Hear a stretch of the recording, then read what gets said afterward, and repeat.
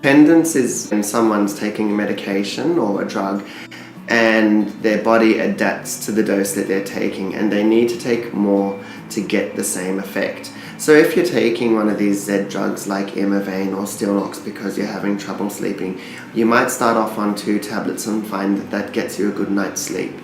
But as you take that for months, you might eventually find that those 2 tablets are no longer enough, that they don't have the same impact that they used to, and that you need to increase that dose. And in many instances, that goes on over time up to the point where a person might have to increase their dose up to 14 or 20 tablets. People will feel sort of the need to seek an alternative medication, and sometimes we find people moving and chopping and changing onto different drugs or including additional drugs, what we start to call polypharmacy, when people end up on multiple medications because one tablet is no longer as effective as it once was.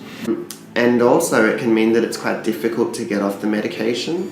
One of the consequences of dependence is that when you reduce the medication, you can experience a whole host of withdrawal effects that can make it really difficult to get off.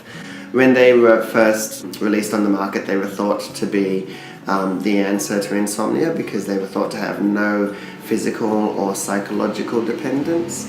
But over time, there have been lots of cases reported that have contradicted that. They are not a good substitute for normal sleep. They actually affect the sleep architecture and the quality of the sleep, so that even though you are getting to sleep, you're not necessarily waking up as refreshed as you ordinarily would be.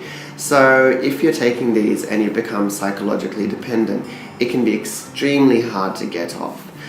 Because people often form a whole set of beliefs about the medication and their capacity for sleep. Beliefs that I can't sleep without the medication, I need to have it with me. Can also pose trouble if you're planning on traveling, you have to take the medication with you. Can cause issues if you run out.